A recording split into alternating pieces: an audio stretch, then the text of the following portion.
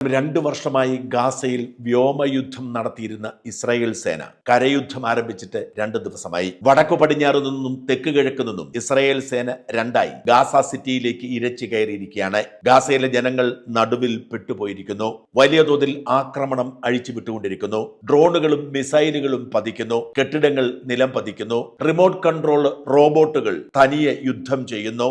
ആളില്ലാത്ത വാഹനങ്ങൾ സ്വയം പൊട്ടിത്തെറിക്കുന്നു. അങ്ങനെ സമ്പൂർണമായ യുദ്ധമാണ് ഗാസയിൽ ഇപ്പോൾ നടക്കുന്നത്. ഇതിനൊപ്പം തന്നെ ഇസ്രായേൽ വ്യോമസേനയുടെ ആക്രമണവും ഉണ്ട്. കഴിയുന്നതും സാധാരണ മനുഷ്യരെ കൊല്ലാതിരിക്കാനുള്ള പരിശ്രമം നടത്തുന്നത് കൊണ്ട് മരണസംഖ്യ സാധാരണ ഒരു യുദ്ധഭൂമിയിലേതുപോലെ ഗുരുതരമല്ല. ഇന്നലെ ഏതാണ്ട് 46 പേർ കൊല്ലപ്പെട്ടു എന്നാണ് റിപ്പോർട്ട്. എന്നാൽ ഗാസയിലെ സകല കെട്ടിടങ്ങളും തച്ചുടച്ച് സകല ഓഫീസുകളും തകർത്ത് കല്ലിന്മേൽ കല്ലവശേഷിപ്പിക്കാതെ ഇസ്രായേൽ ഒരു ലോകാവസാന പ്രതീതി ഉണ്ടാക്കി മുന്നേറുകയാണ്. ഹമാസിന് ചെറുത്തു നിൽക്കാൻ കഴിയുന്നില്ല.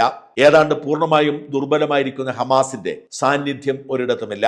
ഹമാസ് തുരങ്കങ്ങളിൽ ഓടിയൊളിച്ചിരിക്കുകയാണ്. ഏതാണ്ട് പൂർണ്ണമായി തന്നെ ഗാസ സിറ്റി ഇസ്രായേൽ പിടിക്കുന്ന അവസ്ഥ സംജാതമായിരിക്കുന്നു. ഐക്യരാഷ്ട്രസഭയിൽ പ്രമേയം പാസാക്കി വെടിനിർത്തലിന് പരിശ്രമം തുടരുന്നുണ്ടെങ്കിലും അമേരിക്ക വീറ്റോ ചെയ്തിരിക്കുന്നു. അറബ് രാജ്യങ്ങൾ യോഗം ചേർന്ന് അപലപിക്കുന്നുണ്ടെങ്കിലും ഒരു തരത്തിലുള്ള ചർച്ചകളും ഇപ്പോൾ നടക്കുന്നില്ല. ഇതുവരെ ഹമാസിനു വേണ്ടി ചർച്ച നടത്തിയിരുന്ന ഖത്തറിന് ആ രാജ്യത്തിനുമേൽ ഇസ്രായേൽ നടത്തിയ ആക്രമണത്തിൽ പ്രതിഷേധിച്ച് സമാധാന ചർച്ചകളിൽ നിന്നും പിന്മാറേണ്ടി വന്നു. ഈജിപ്തും ജോർദാനും ഒക്കെ താല്പര്യം കാണിക്കുന്നുണ്ടെങ്കിലും ഇസ്രായേൽ വഴങ്ങുന്നില്ല. ഇനിയും ഒരു വിട്ടുവീഴ്ചയുമില്ലെന്നും സകലതും തച്ചുടച്ച് ഗാസയുടെ നിയന്ത്രണം പൂർണ്ണമായി പിടിച്ച് തങ്ങൾ മുമ്പോട്ട് പോകുമെന്നും പ്രഖ്യാപിച്ചാണ് ഇസ്രായേലിന്റെ കുതിപ്പ്.